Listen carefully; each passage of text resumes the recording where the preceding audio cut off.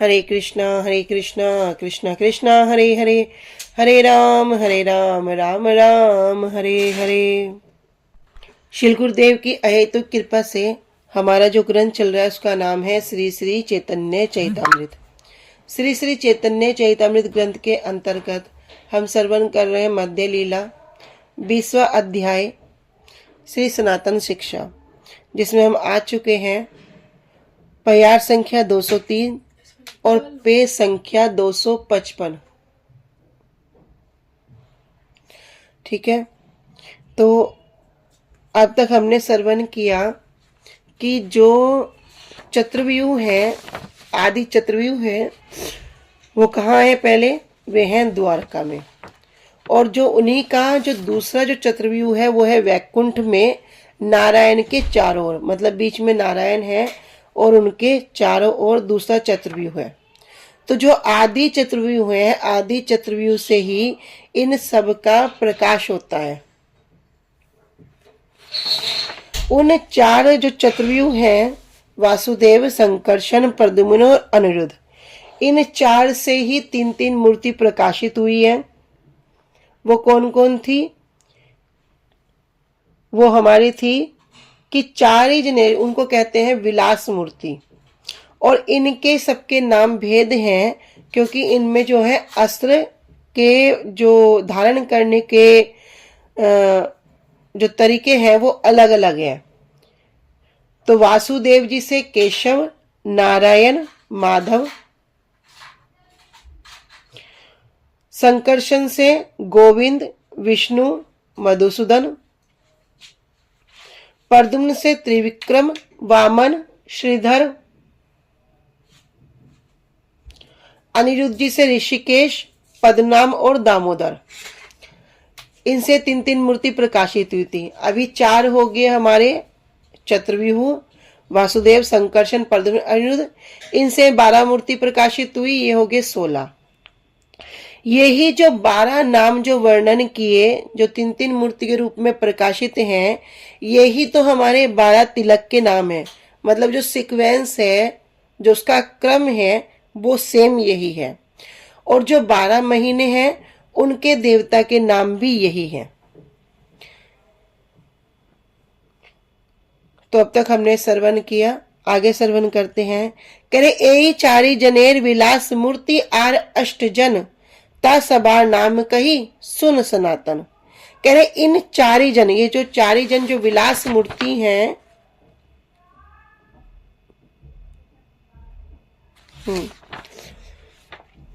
Are अष्ट जन, इनसे दो दो विलास और प्रकट हो रहे हैं, इनका आगे विस्तार हो रहा है।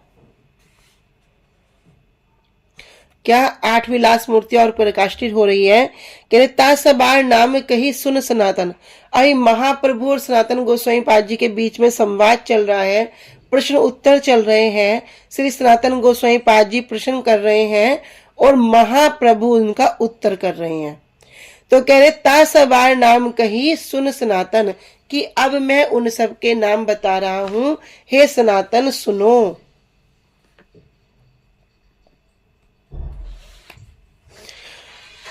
पुरुषोत्तम अच्युत नरसिंह जनार्दन, हरि कृष्ण अधोक्षज उपेंद्र अष्टजन।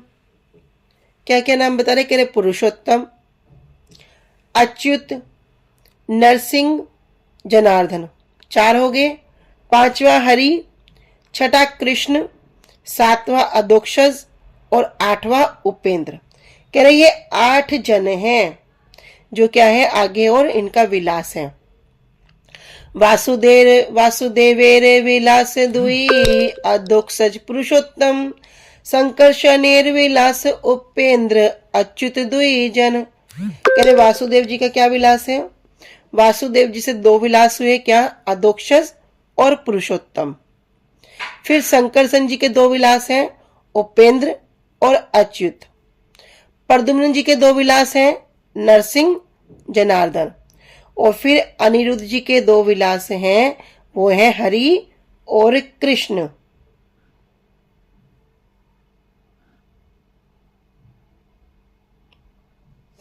इस प्रकार क्या हो गए? इनके लीला विस्तार हो गए। तो इनके जो विलास हैं ये हो गए हरि और कृष्ण। कह रहे इन चारों, किन चारों? वासुदेव, संकर्षण, प्रद्युम्न और अनिरुद्ध के विस्तार 8 और विलास मूर्तियां हैं। इनके विस्तार से 8 और विलास मूर्ति हो गई। 16 में थी, 8 ये हो गई, पूरे हो गए 24। कह रहे हे सनातन सुनो, मैं उन सब के नाम बतला रहा हूं। ये 8 विलास मूर्तियां पुरुषोत्तम, अच्युत, नरसिंह, जनार्दन, हरि, कृष्ण, अधोक्षज और उपेंद्र हैं। वासुदेव के 2 विलास हैं, अधोक्षज और पुरुषोत्तम। संकर्षण जी के 2 विलास हैं, उपेंद्र और अच्युत। प्रद्युम्न के 2 विलास हैं, नरसिंह और जनार्दन। तथा अनिरुद्ध के फिर 2 विलास हैं, हरि और कृष्ण। यही 26 मूर्ति प्राभव विलास प्रधान, अस्त्र धारण भेदे धरे भिन्न भिन्न नाम। यही 26 मूर्ति, ये जो 26 रूप हैं, ये क्या है? ये प्राभव विलास है। ये क्या है? आदि चतुर्व्यूह की, इसमें कौन है? प्रधान है। इनमें सबसे प्रधान जो है, मुख्य कौन है? वो कौन है? आदि चतुर्व्यूह जो द्वारका के हैं, वो जो सबसे ऊपर है, वे ही क्या है? प्रधान है, जिनसे सब कुछ आए हैं। कह रहे अस्त्र धारण भेदे धरे भिन्न भिन्न नाम। और इनके जो अस्त्र धारण करने की जो स्थिति है, उसी स्थिति के अनुसार इनके नाम क्या है? अलग अलग होते हैं।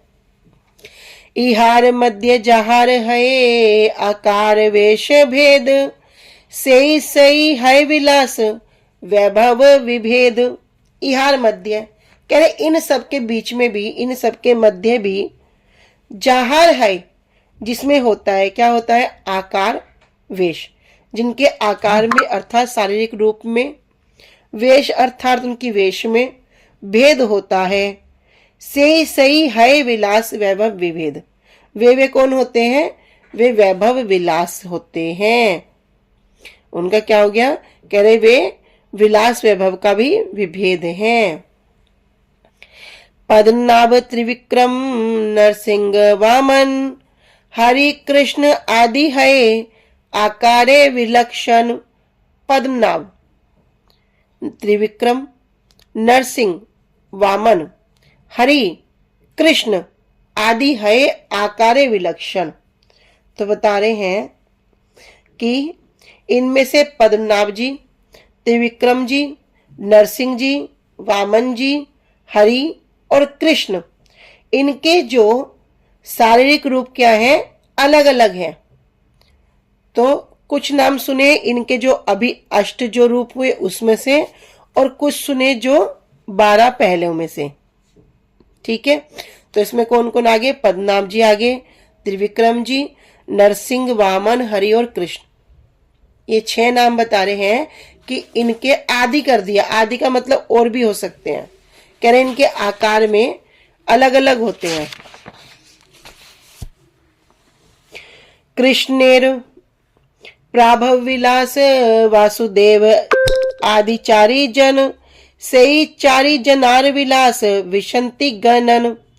कह रहे भगवान कृष्ण के जो प्राभव विलास हैं, वे कौन है? वासुदेव आदि 4 जन। वे वासुदेव आदि मतलब जो चतुर्व्यूह हैं, वे 4 जन हैं। वासुदेव, संकर्षण, प्रद्युम्न, अनिरुद्ध, ये चारों क्या है? ये प्राभव विलास है। कह रहे से ही चारी जनार विलास विशंति गणन। कह रहे उन 4 से जो आगे जो विलास गिने जाते हैं वे कितने हैं? विशंति, वे 20 विलास विस्तार हैं। इहा सबार पृथक वैकुंठ पर व्योम धामे, पूर्वादि अष्ट दिके 3 कर में। इहा सबार,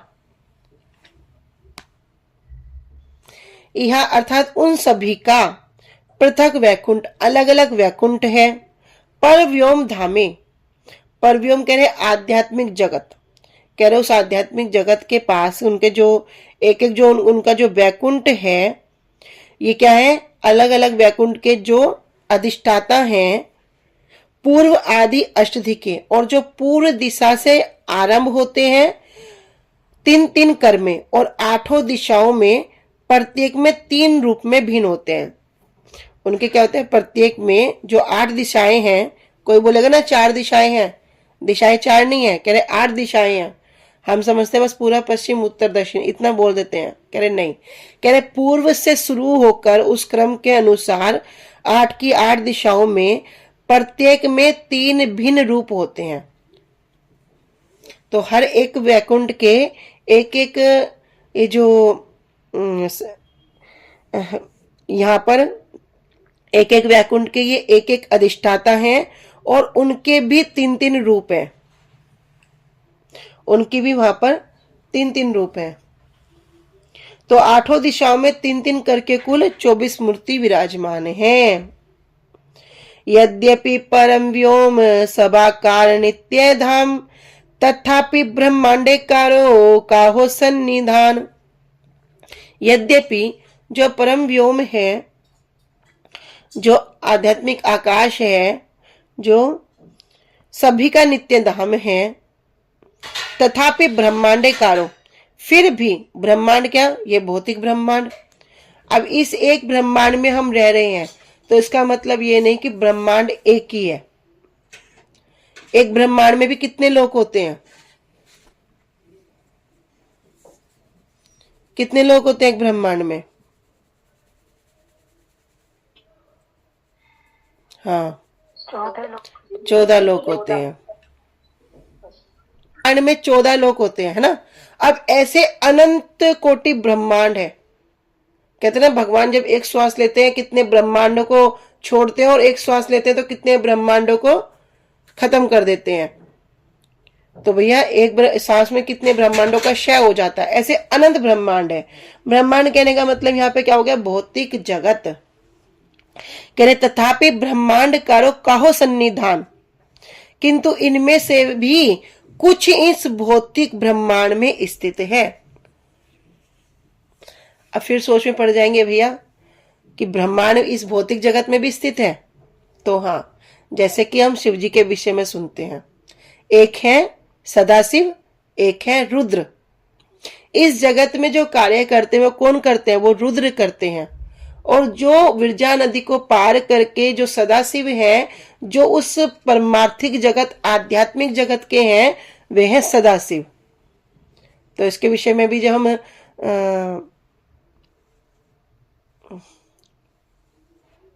किनके विषय में, अद्वैताचार्य जी के विषय में श्रवण करते हैं, तब हम यहां भी श्रवण करते हैं इस विषय को बड़े अच्छे से।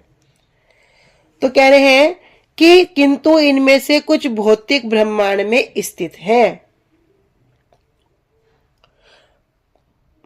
परव्योम मध्य नारायणेर नित्य स्थिति, परव्योम उपरि कृष्ण लोकेर विभूति।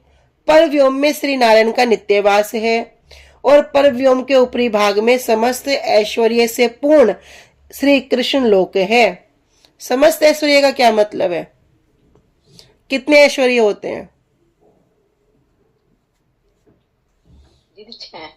6। कौन कौन से हैं? संपूर्ण बल, संपूर्ण यश, संपूर्ण सौंदर्य, संपूर्ण ज्ञान, संपूर्ण धन और संपूर्ण त्याग। ठीक है, काफी अच्छा है। कुछ क्रम आगे पीछे हो गया। ऐश्वर्यस्य से वीर्यस्य यशस्य ज्ञान श्री वैराग्य। ऐश्वर्य, वीर्य, यश, श्री, ज्ञान, वैराग्य, मतलब संपूर्ण यश, संपूर्ण वीर्य, संपूर्ण ज्ञान, संपूर्ण वैराग्य। ठीक है, तो ये 6 ऐश्वर्य हैं। ऐश्वर्य, वीर्य, यश, श्री, ज्ञान और वैराग्य। कह रहे समस्त ऐश्वर्य से पूर्ण श्री कृष्ण लोक है। एक कृष्ण लोक है त्रिविध प्रकार, गोकुलाख्य, मथुराख्य, द्वारकाख्य आर। अभी नारायण से भी जो ऊपर जो लोक है, पर व्योम से भी जो ऊपर है, वो कृष्ण लोक है। उसे एक कृष्ण लोक के 3 प्रकार हैं, मतलब 3 भागों में विभक्त है। पहला क्या है, गोकुलाख्य। एक तो हो गया भैया गोकुल, दूसरा है मथुराख्य, दूसरा हो गया मथुरा, और तीसरा क्या है, द्वारकाख्य। तीसरा हो गया द्वारका। तो 3 भागों में विभक्त है, 3 विभाग हैं, गोकुल, मथुरा और द्वारका। अभी मथुरा के विषय में सुनेंगे। मथुरा ते केशवेरे नित्य सन्निधान, नीलाचले पुरुषोत्तम जगन्नाथ नाम। मथुरा में केशव जी नित्य सन्निधान, केशव जी का नित्य निवास है। तो अभी यहाँ पर सुन रहे हैं उस जगत की बात, तो अभी थोड़ा अगर इस जगत में भी आ जाए तो यहाँ पर भी जो मथुरा के जो देव में कौन है, केशव जी ही हैं। तो वहां पर केशव जी जो है वे नित्य विराजमान है। ये नहीं कि सिर्फ सुन लिया और बता दिया और चले गए और आ गए, यह कुछ भी जड़ नहीं है। ये जो वृंदावन धाम है, ये जो चिन्मय धाम है, यद्यपि हम अपने इन जड़ चक्षु से ये दर्शन नहीं कर पा रहे, क्योंकि शास्त्रों में वर्णन है प्राकृत वस्तुना है अप्राकृत गोचर, कि प्राकृत इंद्रियों के द्वारा, प्राकृत वस्तु के द्वारा अप्राकृत जो चिन्मय वस्तु है उसको गोचर, वे गोचर नहीं होती, वे दृश्यमान नहीं होती। तो वास्तव में जो ये वृंदावन धाम है, नवदीप धाम है, जगन्नाथपुरी धाम है, भैया कैसा है, चिन्मय है। अभी अभी आगे हमारी नवदीप धाम की परिक्रमा आ रही है। जो नवदीप धाम परिक्रमा में जाते हैं या गुरुजी बताते हैं कि अरे भैया जो नवदीप धाम जा रहा है उसके दोनों हाथ में लड्डू, क्योंकि अगर वृंदावन धाम जाएंगे तो सिर्फ वृंदावन की परिक्रमा का फल मिलेगा, लेकिन नवदीप धाम जाने से उसके दोनों ही कार्य हो जाते हैं, कि उसको नवदीप धाम की भी और वृंदावन धाम की परिक्रमा का फल मिलेगा। तो कहने का तात्पर्य यह है कि मथुरा में श्री केशव जी का नित्य वास है, वह साधारण नहीं है। तो कभी भी अपनी जड़ बुद्धि से, अपने विचारों से, अपने मनोकल्पित वाक्यों से उसको इस प्रकार विचार नहीं करना चाहिए। वहां पर जो हम जाते हैं, दर्शन करते हैं, कहीं गंदगी देखते हैं, कहीं किसी के प्रति द्वेष करते हैं, धाम परिक्रमा में जाके एक दूसरे से ईर्ष्या करते हैं, प्रसाद के अच्छा ना मिले तो अपनी बुद्धि लगाते हैं, तो भैया ये सब अपराध है, इन सब से हमें बचना चाहिए। आगे कह रहे हैं, नीलाचल में पुरुषोत्तम भगवान जगन्नाथ जी के नाम से नित्यवास करते हैं। तो जगन्नाथ जी वहां नित्यवास करते हैं। इसका मतलब ये नहीं कि अभी कलयुग है तो कलयुग में वहां पे नित्यवास है, कि भैया जो हमने कलयुग का धाम सुन लिया जगन्नाथपुरी है तो ये नित्य नहीं, सतयुग से के समय से भी ये वहां पर विराजमान है। बस हमारी प्राकृत जड़ इंद्रियों से ये लुप्त हो गया था, हमारी जो जड़ इंद्रिया है उस समय उससे लुप्त हो गया था। नहीं, ये जब से ही नित्य है, ये कोई अनित्य नहीं है।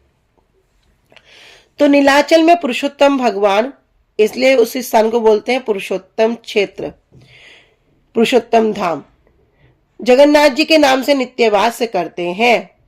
प्रयागे माधव मंदारे श्री मधुसूदन, आनंदारण्य वासुदेव पद नाम जनार्दन। प्रयाग में किन का नित्यवास है? श्री माधव जी का नित्यवास है। मंदारे श्री मधुसूदन, और मंदार पर्वत पर श्री मधुसूदन जी का नित्यवास है। आनंदरान्य वासुदेव, आनंदरान्य में श्री वासुदेव जी, पद्मनाभ जी और जनार्दन जी। विष्णु कांची में विष्णु और मायापुर में हरि के रूप में नित्यवास करते हैं। इस प्रकार ब्रह्मांड में उनकी और भी अनेक मूर्तियां विराजमान हैं। ये जो भौतिक जगत की बात कर रहे हैं, इस भौतिक जगत में भी भगवान क्या करते हैं? यहाँ पर नित्यवास करते हैं। और इसी प्रकार कह रहे, इसी ब्रह्मांड में उनकी और भी अनेक अनेक मूर्तियां और भी अनेक अनेक विग्रह नित्य विराजमान है। जो नित्य विराजमान है वो कौन होंगे? विग्रह होंगे। तो अनुभाष्य में कह रहे हैं कि ब्रह्मांड में अर्चा मूर्ति के रूप में मथुरा में श्री केशव जी, नीलाचल में पुरुषोत्तम जगन्नाथ, प्रयाग में मिंदु माधव, मंदार में मधुसूदन, केरल प्रांत के दक्षिण में आनंदरान्य में वासुदेव, पद्मनाभ और जनार्दन, विष्णु कांची में वरदराज विष्णु, मायापुर में हरि एवं अन्य अन्य स्थानों पर अनेक मूर्तियों में भगवान विराजमान हैं। तो यहाँ पे गुरुजी एक बड़ी सुंदर बात बताते हैं कहते हैं जितने भी नाम अभी श्रवण किए वो कहाँ पे हैं? सबके सब भारत में है, सबके सब ये भारत में है। तो ये भारत भूमि में आना, भारत भूमि में जन्म लेना और इस प्रकार जो सुंदर हमें ये शरीर प्राप्त होना, मनुष्य जन्म मिलना और ये गुरु वैष्णव का उसमें भी संग मिलना, ये साधारण बात नहीं है, बड़ी दुर्लभ है। तो सबके सब जो ये दर्शन की बात सुन रहे हैं, जो नित्य विराजमान है, कह रहे हैं इंग्लैंड में है, जापान में, अमेरिका में, कुछ ऐसा बताया नहीं, प्रयाग जी चले जाओ, सबके सब भारत में है। तो ऐसी भारत भूमि में हम आए हैं, बहुत हम धन्य हैं। और हम अपने मनुष्य जीवन को इतना सुंदर स्थान प्राप्त होने के बाद भी, इतना सुंदर संग प्राप्त होने के बाद भी, यदि हम पशुवृत्त ही अपना जीवन व्यतीत करेंगे, आहार निंद्रा भय मैथुन में ही लगे रहेंगे, कुछ भी जो नित्य वस्तु है उसका आश्रय प्राप्त नहीं करेंगे, तो भैया हम कौन है? हम आत्मघाती हैं। सारा जीवन चला जाएगा, एक एक दिन करके। कहते ना ये सूर्य रोज निकलता है, क्यों निकल रहा है? रोज हमारी आयु को ग्रास करता है।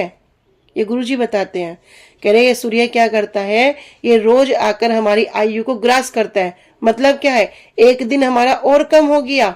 हम सोचते हैं हम एक दिन बड़े हो रहे हैं, भैया एक दिन बड़े नहीं हो रहे हो, एक दिन छोटे हो रहे हो, एक दिन छोटे हो रहे हो, बड़े नहीं हो रहे हो। हम सोचते हैं बड़े खुश होते हैं, फिर क्या करते हैं? Happy birthday to you, happy birthday to you. भैया एक दिन और छोटे हो रहे, हमारा एक दिन और चला गया। लेकिन जो इन वैष्णवों के संग में, इन कथा कीर्तन में, भगवान के नाम में जो अपने समय को व्यतीत करता है, तब गुरुजी बताते हैं कि काल भी उसका कुछ नहीं बिगाड़ सकता, उसकी आयु को ग्रास नहीं कर सकता। ऐसे बहुत सारे उदाहरण हैं कि हमारे गुरुवर्गों में किसी को बता दिया कि आप 9 ही साल तक जियोगे, 9 साल के बाद तुम्हारी उम्र ही नहीं है। लेकिन जब वो कथा कीर्तन इसमें ही उन्होंने अपना जीवन व्यतीत किया, कोई 102 साल, कोई 135 साल, कोई 99 साल, कितनी उन्होंने जीवन को जिया है। क्यों? क्योंकि उन्होंने अपना जीवन पूरा भगवान को समर्पित किया, अन्य किसी वस्तु में अपने आप को उन्होंने नहीं लगाया। किसमें लगाया? सब आसक्ति भगवान से लगा दी।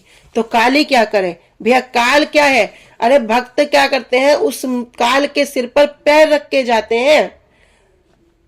भक्त को काल ग्रास नहीं कर सकता, काल भी वहां प्रणाम करता है और उनके सिर पर भक्त भगवान के धाम जाता है पैर रख के। तो गुरुजी बताते ना, एक भक्त की भी मृत्यु होती है और एक साधारण व्यक्ति भी मरता है। कोई कहे ना अरे तुम में और मैं अलग क्या है? भैया अलग यही है, मरते दोनों हैं। किंतु उदाहरण के तौर पर समझाते हैं कि जिस प्रकार बिल्ली जब उसी दांतों से अपने बच्चे को एक स्थान से दूसरे स्थान पर बिठाती है, तो अगर बच्चा सो रहा है तो उसको पता भी नहीं चलेगा वो कब एक स्थान से दूसरे स्थान पर आ गया, उसको खरोच भी नहीं आएगी। लेकिन वही बिल्ली जब चूहे को देखती है और उसको पकड़ती है, उसको फाड़ के पूरा लहू लुहान कर देती है। उसको उस समय वो कष्ट पता लगता है कि कितना हाल मेरा खराब हुआ है। तो यही काल है। वही काल क्या करता है? जब एक जो भक्ति नहीं करता, भजन नहीं करता, जिसने अपना सारा जीवन पशु के समान व्यतीत कर दिया, वो काल क्या करेगा? उसको उस चूहे की तरह ही ग्रास करेगा। और जो भक्त होगा, भक्त को पता भी नहीं चलेगा कि भैया, क्योंकि वो तो इस धाम में भी क्या कर रहे हैं? सेवा कर रहे हैं और उस धाम में भी सेवा ही करेंगे। तो बड़ा मुश्किल से ये जीवन मिला, यहाँ पर मिला, गुरु वैष्णवों का संग मिला और गुरुदेवों की ही अहोतु की कृपा इतनी है कि जो करने का अधिकार नहीं है इन ग्रंथों को पढ़ने का, समझने का, वो गुरुदेव ने वो कृपा भी कर दी। तो हम सब भी ऐसे ही अपने धीरे धीरे प्रयास करेंगे, पूरा प्रयास करेंगे। संसार में करते ना कि क्लास में फर्स्ट आने के लिए पूरा दिन रात पढ़ाई करते हैं और फिर एग्जाम देने जाते हैं, एक एक चीज को देखते हैं, फिर चिंतन करते हैं कुछ गलत तो नहीं कर दिया, मेरे कितने नंबर आएंगे, सब सोचते हैं। ऐसे ही है हमारी एग्जाम की तैयारी है, हम भी ऐसा ही करेंगे। मन में विचार करोगे तभी तो करोगे, अपने विचार को पक्का करना होगा। आगे कह रहे हैं, ए मत ब्रह्मांड मध्य सबार प्रकाश, सप्तदीपे नव खंड जहारे विलास। तो अभी बता रहे हैं कि विष्णु कांचिते विष्णु हरि रहे मायापुरे। तो ये जितने भी सारे के सारे यहाँ पर वर्णन किए हैं, ये क्या है, अर्चे विग्रह के रूप में यहाँ पर विराजमान है। सभी मंदिरों में इनकी पूजा हो जाती है। मथुरा में केशव जी, नीलाचल में पुरुषोत्तम जी या जगन्नाथ जी के नाम से जानते हैं, प्रयाग में बिंदु माधव जी, मंदार में मधुसूदन जी, दक्षिण भारत में केरल में स्थित आनंद रान्य जी, वासुदेव जी, पद्मनाभ जी, जनार्दन जी, यहाँ पर सब जगह महाप्रभु जाकर दर्शन करके आए हैं।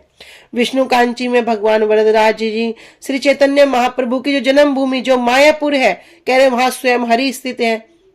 इस तरह जो पूरा ब्रह्मांड है उसमें अनेक अनेक स्थलों में, अनेक अनेक मंदिर में बड़े सुंदर अर्चा विग्रह है। विग्रह क्यों कह रहे हैं? क्योंकि साक्षात भगवान के जो यहाँ पर प्रकाशित हैं, जो भक्तों पर क्या करते हैं, अहेतु की कृपा करते हैं। अब हम कोई बोलते हैं ना, मेरा ये कार्य हो जाए मैं ये कर दूंगा, मेरा ये काम हो जाए मैं ये कर दूंगा, या किसी का कुछ मांगने की इच्छा नहीं रहती तो बोलता है बस मेरे घर में सुख शांति रहे, या वो भी नहीं रहती तो क्या कहते हैं, बस मुझे आप अपनी भक्ति प्रदान करें, अपने चरणों की सेवा प्रदान करें। तो क्या ऐसा नहीं, ऐसा होता है ना कि ऐसा तो नहीं होता कि नहीं नहीं हमने बोल दिया हुआ नहीं, सबका सब होता है। कोई गिरिराज जाके परिक्रमा करता है और वहां पर क्या करता है, ईंट के ऊपर ईंट रखता है, मेरा 2 मंजिल मकान बन जाए, मेरा 4 मंजिल, क्या बनता नहीं है? बनता है। कैसे बन रहा है? क्योंकि वहां पर वो साक्षात रूप में विराजमान है भाई, वे विग्रह है, साक्षात रूप में सेवा ग्रहण करते हैं, सब कुछ ग्रहण करते हैं, सेवा भी अपराध भी। तो जो भक्तों पर अहेतु की कृपा करते हैं, ये सारे अर्चा विग्रह वैकुंठ लोक की मूर्ति के रूपों से अभिन्न है। तो इसी के विषय में आगे कह रहे हैं कि ए मत ब्रह्मांड मध्य सबार प्रकाश। इस प्रकार इस ब्रह्मांड के भीतर भगवान क्या है, अपनी विभिन्न स्वरूपों में स्थित है। सप्त दीपे नव खंडे जहार विलास, और 7 दीप और 9 खंड में विद्यमान है। इस तरह से उनकी लीलाएं चलती रहती हैं। तो सप्तदीप नवखंड के विषय में भी श्रवण करेंगे, पर कल कि क्या 7 दीप हैं और क्या खंड है। ठीक है, आज हम यहीं तक रखते हैं। वांछा कल्पतरुभ्यश्च कृपा सिन्धुभ्य च पतितानां पावनेभ्यो वैष्णवेभ्यो नमो नमः। श्री गुरुदेव की जय। अनंत कोटि वैष्णव वृंद की जय। निताई गौर प्रेमानंदे। हरि हरि बोल।